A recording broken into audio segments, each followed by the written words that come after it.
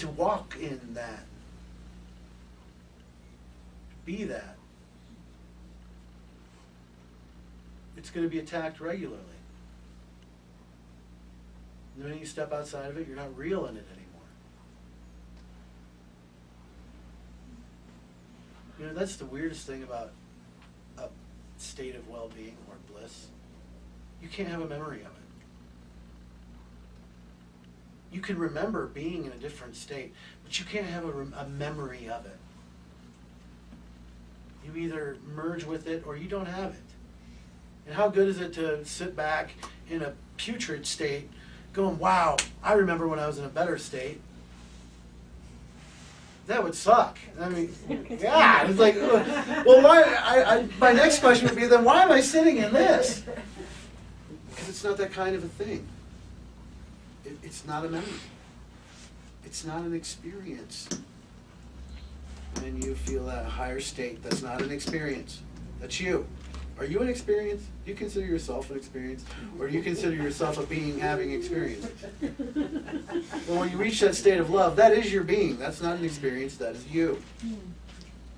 When you can respect that, when you can honor that, when you can hold that up, that will be more of you, more of the time.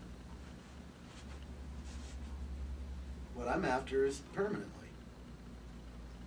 I want to be permanently in love. In that state, permanently. Is it hard to say that? Oh yeah. I'm going to say it anyway.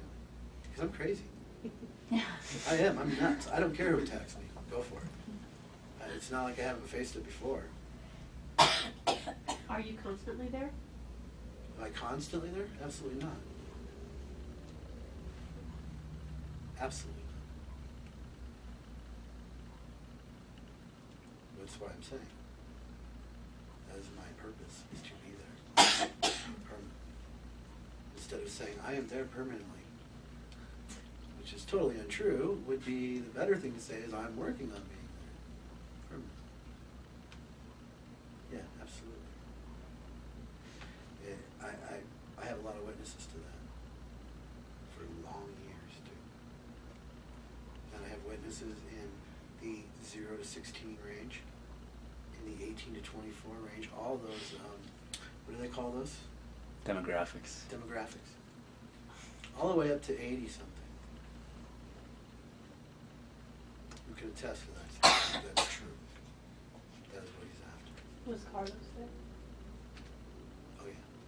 Carlos? Yes. All the time? Yep. But who gets to judge that? Me? Yeah. Right? Only up to him. Right. I mean, it's very weird when you go into that. It's because, do you let the ignorant determine who's enlightened? If you do, we're in trouble.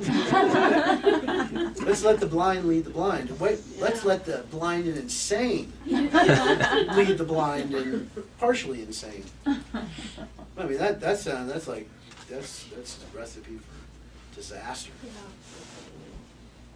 See, there's you see that it becomes so not personal, but so individuated that the real revolution goes on right in your own body, right in your own little sphere, right in your own luminous egg. If you're going to have any potency in the world, that's where it's got to happen. And you know he was in the state because he told you? No one can do stuff like that outside of that state. No one. I mean, when you watch someone vanish, there's something there. You're like, when you see a 30-year-old man running around your camp and suddenly there's nothing but he runs into a tent, you go walking up that tent, you look in there and there's the old man sleeping, no one else in there. You're going, I'm awake. Oh crap, I'm awake. Because when I'm asleep, it's a dream. I can wake up and go, oh, it was just a dream. I could write it off, right? Done, experienced, and done. But this, you don't get to go like that. It's totally different. It's like, you know, if I get shot in a dream, I wake up, no problem. If someone shoots me while I'm sitting in this chair, that's going to be a whole different experience, isn't it? Yeah. Right? So he can blast me in dream time all he wants. Ah, I'm numb as a stump. Blast me in my physical body. Oh my God. It shocks the hell out of you. Do you think if it had been someone else than yourself, they would have seen him as well, or do you think it was because you were in more of an enlightened state yourself that you saw him? Carlos was to the point where you couldn't be around him if you didn't have some kind of grip.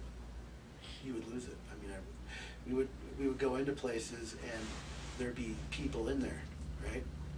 And within a minute or two, there'd only be a few left. Just by walking in the door.